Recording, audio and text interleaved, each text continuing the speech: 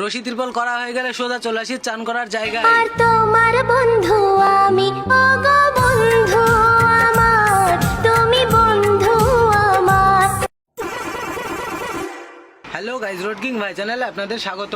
আজকে আবারও নিয়ে চলে আসলাম আপনাদের মাঝে সুন্দর একটি ব্লগ নিয়ে। রোড কিং ভাই চ্যানেলে যদি কেউ নতুন হয়ে থাকো তাহলে সাবস্ক্রাইব করে নেবে, আর পেজ থেকে দেখলে ফলো করে নেবে। সকাল 7টার সময় আমরা পাম্পে তেল নিয়ে নিলাম। পাম্পে তেল নেওয়া শেষ হয়ে গেলে কিছুটা এসে ডালখোলা পার করেই দেখা হয়ে যায় এই বন্ধুগুলোর সঙ্গে। আসলে শিলিগুড়ির দিক থেকে আসার সময় আমাকে অনেকক্ষণ আগে থেকেই ফলো করেছে। অবশেষে দেখা হয়ে যায় ডালখোলা রেল ব্রিজ পার করে এসেই একটি চায়ের দোকানে।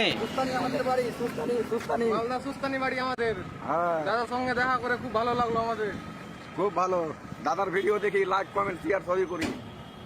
সত্যি বলতে এই বন্ধুগুলোর সঙ্গে দেখা করার পর মনটা ভরে গেল। আমি ওয়েস্ট বেঙ্গলে যখনই আসি কোনো না কোনো বন্ধুর সঙ্গে দেখা হতেই থাকে, তবে জায়গা বিশেষ সময় বিশেষ করে সুযোগ পেয়ে গেলে ভিডিও এবং সেলফিও নিয়ে নিই, এবং সাথে অনেক বন্ধুদের সঙ্গে রানিং এও দেখা হয়ে যায়। হয়তো বা বুঝতে পারি না এবং দাঁড়ানোর সুযোগটাও পাওয়া যায় না, এবং এরকমটাও হয় যে রানিং এ আমাকে ডাকলে আমি বুঝতে পারি না। তবে আমার ভালোবাসার বন্ধু, প্রিয় বন্ধুগুলোর সঙ্গে দেখা করতে খুবই ভালো লাগে। প্রায় 2 ঘন্টা জ্যাম ঠেলে আমরা চলে আসি ফারাক্কা ব্রিজ। কয়েকদিন যাবত ফারাক্কা ব্রিজে প্রচন্ড জ্যাম হচ্ছে। রাস্তায় কাজ চলার কারণে এত পরিমাণে জ্যাম হচ্ছে। বহরমপুর থেকে ডালখোলায় যাওয়ার রাস্তায় প্রচন্ড জ্যাম রয়েছে, কিন্তু ডালখোলায় থেকে বহরমপুরের দিকে আসার সময় কিছুটা জ্যাম কম হচ্ছে। তবে আমি এইটুকুই বলবো, যেসব বন্ধুরা ফারাক্কা হয়ে যাবার বা আসার চিন্তা ভাবনা করছেন, তারা একটু আগে থেকে চান খাওয়া দাওয়া কমপ্লিট করে আসবেন। আমরা ফারাক্কা ব্রিজ পার করে চলে আসলাম, তারপরেও দেখছি ডান দিকে এত পরিমাণে ভিড় রয়েছে। ফারাক্কা ব্রিজ থেকে প্রায় 10 থেকে 15 কিলোমিটার মতো লাইন লেগেই রয়েছে। আমরা এভাবেই সারা রাত্রি আসার পর পরের দিন ভোরবেলায় পৌঁছিয়ে যাই কালনা।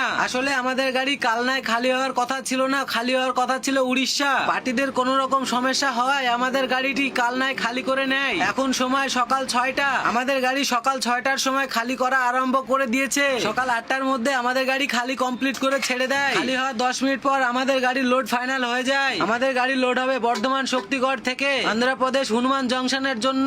আমরা যাচ্ছি সাতগাছিয়া হয়ে শক্তিগড়। বেলা 11টার মধ্যে আমরা চলে আসি এইভাবেই কোম্পানি পৌঁছানো মাত্রই আমাদের গাড়ি কাটায় তুলে দিয়েছি কাটা করার জন্য। আমাদের গাড়ি এই কোম্পানি থেকে লোড হয়ে যাবে। আসলে আমাদের গাড়ি লোড হবে আরো 4টে গাড়ির পরে। আমার আগের 4টে গাড়ি লোড কমপ্লিট হতে না হতে আমরা কিছুক্ষণ ঘুমিয়ে নিয়ে আমাদের নাম্বার আসলে গাড়ি লোডে লাগিয়ে দিই। আর ইতিমধ্যে অনেকটা প্রায় লোড হয়ে গেছে। এভাবে আধ ঘন্টার মধ্যে লোড কমপ্লিট হয়ে গেলে রশি ত্রিপল আমরা করে নিই। রশি ত্রিপল কমপ্লিট হয়ে গেছে, চালান দিতে প্রায় 1 ঘন্টা সময় লাগবে। সেই মুহূর্তে আমরা স্নান করে ফ্রেশ হয়ে যাব।